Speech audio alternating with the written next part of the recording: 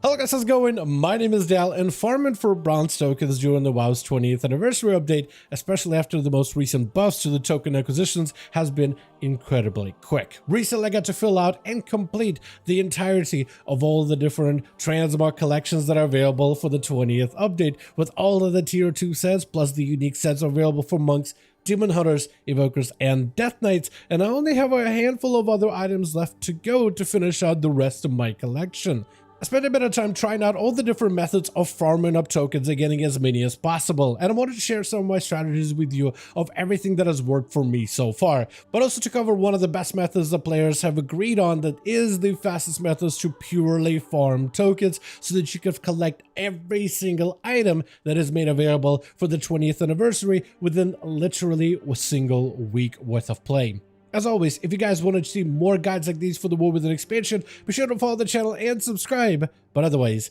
let's dive right in.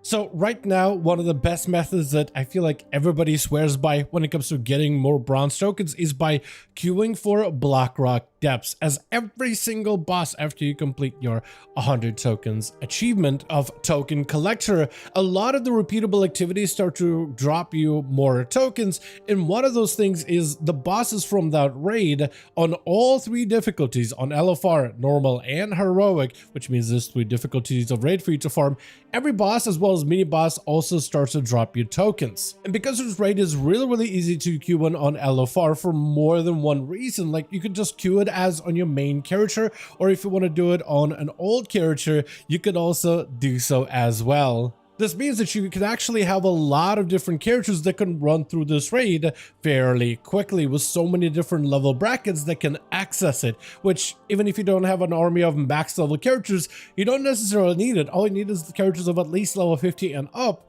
that can then interact and queue into this raid, and all can help farm for additional tokens. Right now, this is how the math breaks down. You get about 3 tokens per boss, so up to 24 tokens a week per character. You also get 2 tokens per mini boss, so that makes up for about 10 total a week, with about 34 tokens per full raid clear. But since there's 3 difficulties of LFR, normal, and heroic that will all drop separate amounts of tokens for every boss guild, that's up to 102 tokens if you do it on all 3 difficulties, which isn't easy, but it's a lot easier to do that raid on, let's say, 3 characters all on LFR, and that's 102 tokens among those 3 characters. Specifically, this can be helpful if you have low level characters because this raid scales up to your level. So if you have a low level character that's, let's say, still wearing the best slot gear from the expansions like Legion, Battle for Azeroth, Shadowlands, Dragonflight, although those characters actually, since you have some of the best gear for that piece of content,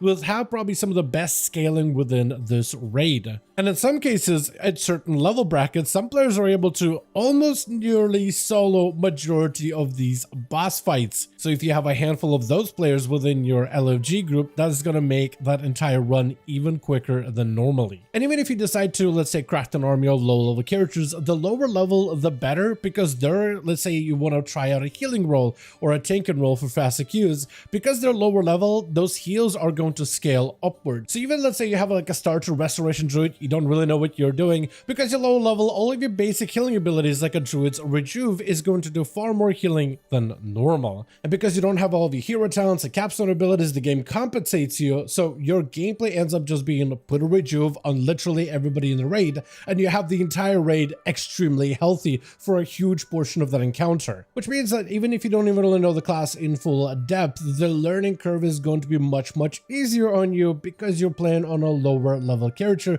within raid content. So this would be the best strategy that is available right now, that is very popular by many, is to just make an army of low level characters and play through as many characters as possible. At the bare minimum, run through the entirety of raid on LFR just to farm up as many tokens as you can. It's even better if you are playing on a max level character, because there's quite a bit of warbound gear that drops from this raid instance, and that is gear that can also be used to gear out your ults as well. So that's a little bit of an extra benefit, but if you're just trying to get the most amount of tokens out there, this seems to be the best activity even as a DPS role. Healers and tanks are technically going to get much faster queues for this, but with so many players of so many different level brackets out there, the DPS queues, like for most content, do take a bit longer, but there are deceptively shorter, at least in my experience. I mean, sometimes they can be long outside of peak hours, but during regular hours where most people are on, the DPS queues normally for me says it's going to take 30 minutes to find a dungeon or raid queue. For me, it usually takes about between 5 to 8 minutes, but kind of anecdotal. Your experience outside of peak hours and prime time might be a lot different, but generally if you play when everybody else is on, the queues are a lot better than you would imagine they would be. And right now it seems Blackrock Depths farming has been the best way if you just solely focused on getting as many tokens as possible. However, once you get that achievement token collector, you do have other avenues that are opening up that will allow you to kind of hit two birds with one stone, where you can farm tokens efficiently while also working on other goals. One of the best activities for that specifically is time walking dungeons, specifically the classic time walking dungeons, which drop you 2 of these bronze tokens, but the dungeons themselves can vary in terms of length or difficulty, because some of the dungeons, such as Dead Mines for example, I feel like you can fly through that place really quickly, but someone like Stratholm I think can take a little bit of time, especially when the group members are not line assigning some of the casters, and it takes a second for the tank to group them up, and it just feels like you're in there for a little bit longer than usual. However, these are great for if you're going to be leveling a brand new character. So if you decide you're just going to start a brand new character, level a couple of alts, since you got so many different XP buffs available right now between the 20th anniversary, you got the Hallows and buff, the Darkmoon Fair is available for a short bit of time as well. So this is the best time to level a character while getting some bronze tokens on a side. So this would be the best scenario if you're looking for efficiency, where your goal primarily is to level new ults, but being able to collect a bunch of tokens along the way is a fantastic bonus on top of it. Another farmable activity, though I think it's one of the lesser enjoyed activities out of all the ones available, is Codex of Chromie. At the very beginning in PTR, we didn't really know what Codex of Chromie was going to be like, but I didn't expect for it just to be a scenario where you follow around Chromie, kill a couple of enemies, fill up the bar a couple of times, and then you fight a boss at the end. It's very mundane when it comes to overall things you can do in WoW, but that is something you could do if you don't want to level new characters, if you just want to do the easy piece of content on your main character. But it's one of those easy activities where you don't really need to interact with it too much, or rather pay attention to at all while doing it. So I guess there are some advantages in that regard specifically. Besides this, you also have a variety of daily activities that you can participate in order to start collecting tokens. Like all of the anniversary world bosses, 3 in Tenaris and 3 outside of Tenaris, all of these drop you 1 token per boss kill. And these are also fantastic, especially when you're trying to gear some new characters. Just be sure to pick up the quest for the originals or for the new world bosses so you can start collecting gear for those characters at the same time as you're doing world bosses, which is what I've been able to do. And it's just a passive way for you to gear characters while also making some tokens on the side. Now, another way to get some more daily activities to farm tokens, especially for someone who likes PvP, is Korax Revenge, which allows for daily activities like certain daily quests that you can complete within Korax Revenge while being able to farm up some honor and gear some characters to PvP, but also being able to earn tokens on the side. So if you're someone who's more PvP oriented, this honestly might be better for you, because you can start earning honor to gear out a couple of characters. You can transfer the honor from your main onto your alts to buy gear, while also working on some of those daily events that are available within Korax Revenge, which may just be more personally exciting to you than just flying around and killing world bosses. However, out of all the different activities, you still are going to get the biggest gain of bronze tokens from weekly activities within Kaz Algar. These are not really ways for you to be able to farm them, but you get such a big bulk of bronze tokens just for doing weekly activities that they're always worth doing once a new week is upon us. So anything from open world activities, and there's a few of them available in each of the zones of the Kaz Algar, where you can earn 8 tokens per activity. Whether it is the Spreading the Light event in Hollowfall, whether it is the Ashka Head, Weaver's Lair contracts, whether it is the Ring of Deeps 2 activities, either the Gundergraz Machine Awakening, or you got the Snuffling or the Treasure Finding, or even the Teacher that appears every hour within Isle of Dorn. Every single one of these events drops 8 tokens per activity, so that's 40 just for doing a couple of open world activities,